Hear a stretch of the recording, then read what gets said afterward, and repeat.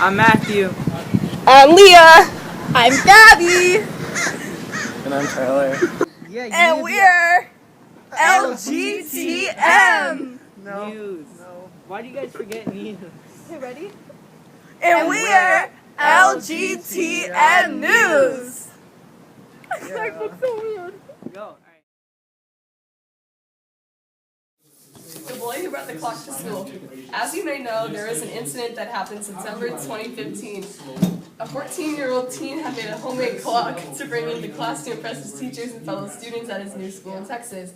When this boy showed his teacher his clock, she took it as a threat and thought it was a bomb. As a result, the teen was arrested there at school. A teenager was wrongly arrested for bringing a clock to school. Ahmed Mohammed likes to build and play with technology as a hobby. This means he was wrongly accused of bringing it to school and was just trying to impress his teachers and fellow students. This is how the incident occurred. The teen's homemade clock consisted of different wires and a power supply. According to the author, the clock that prompted the school's call to police consisted of a circuit board and a power supply wired to a digital display inside a metal pencil case. This means his clock was harmless and he was not trying to bomb the school. This mattered because the teachers should have taken a closer look at the clock and things may have gone differently. To conclude this article, as for now, 14-year-old Ahmed Mohammed brought a homemade clock to school to simply impress his fellow students and teachers, and he was arrested. Set. Recently, Colin Duber and Kelly Williams were denied service at Big Girls in Texas when the waitress blatantly said, "We don't serve fags here," mimicking the same discrimination that we have seen commonly throughout time. In the past, landlords and employers were able to discriminate against people for their race or religion. Federal laws has now made that illegal, and this can no longer be done. Sexual orientation currently has no protection like those. Even in states like California, where LGBT marriages are organized by the state. In fact, the Supreme Court of the United States recently ruled that gay marriages is legal in all 50 states. However, some states have not complied. With this ruling, the LGBTQ community still isn't treated well in the United States, even though they have the right to marry employers. And landlords can still illegally discriminate against them in a few states. LGBT community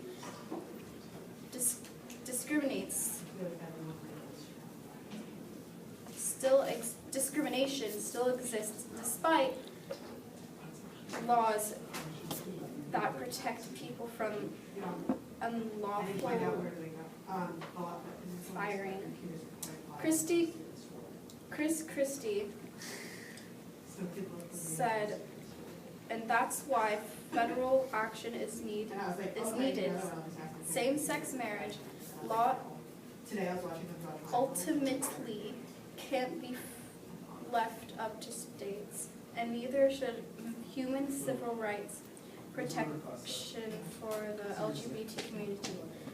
Not only is this area, but only to protect the LGBTQ kids who are being forced to go to conversion therapy. LGBTQ citizens shouldn't have to worry about losing their jobs or getting kicked out of their houses just because someone doesn't like their lifestyle. In the past, landlords and employers were able to discriminate against people for their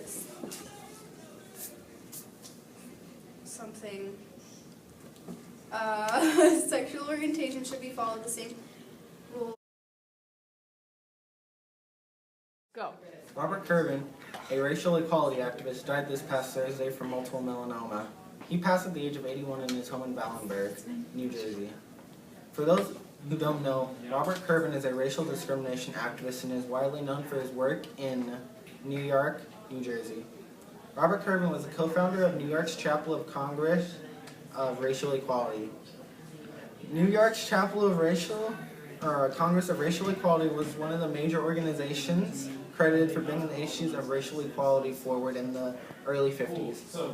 Once the Congress of Racial Equality, also known as CORE, was instated into the city, then in 1967, Robert helped the first black mayor of New York get voted in. This helped in bounds and leaps in his fight for racial equality. Hugh B. Price, one of Mr. Curvin's colleagues, once said, "He never lost faith in the people and the potential of the city. I'm committed to this notion that you have to hope that you run away," Roberts once said in his book, Inside New York, Decline, Rebellion, and the Search for Transformation. Robert did in fact hope to make his home city of New York, New Jersey, more acceptable for all races, but it was people like Robert Curvin who paved the way to bring awareness to racial discrimination. Robert Curvin truly will be missed, and the legacy that he established will forever be remembered. He was a big inspiration for many people, and the world may never forget, or will forever remember Robert Curvin. Rest in peace, Robert.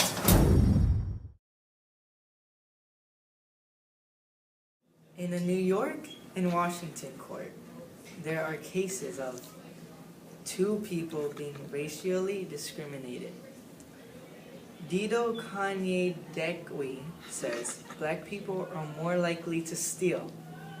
Then the issue with the Muslim woman, Amber Comby, thought the hijab she wore around her head would frighten customers, or thought customers would not like the visual of the worker. A black teen was wrongly jailed in New York on October 23rd while shopping. As a result, he was accused of stealing an expensive luxury belt. Trayon Christian was arrested, but others weren't when they bought expensive items. Shopping in an expensive store usually involves suspicious glances or rude service. It doesn't usually involve handcuffs or police officers. Because of his skin color, they thought he could not afford a $350 belt. This matters because people don't realize they get the easy way in life, while other groups of people are harassed and accused of many things, and this is an example of it. Blacks will always have to be watched and judged, and this is a problem that has to be changed. Supreme Court rules in favor of Samantha Eloff that it is not right to not hire her because of her religion. She was turned away because managers thought her scarf would clash with the company's image, Carlene Benz stated. This means that even a visual appearance of someone would make other people look bad, and so they feel they just can't be rude and not hire her. How difficult is it for kids to come up with this? This is not right what Samantha wears. What she wears can make her in a column where people would treat her as a totally different person. For now, Samantha and Trayon don't want to go anywhere because of their appearance. The fact that the way certain people look doesn't change the fact that they are still people, and they would just be like everyone else and shop and get a job. Will it always be like this?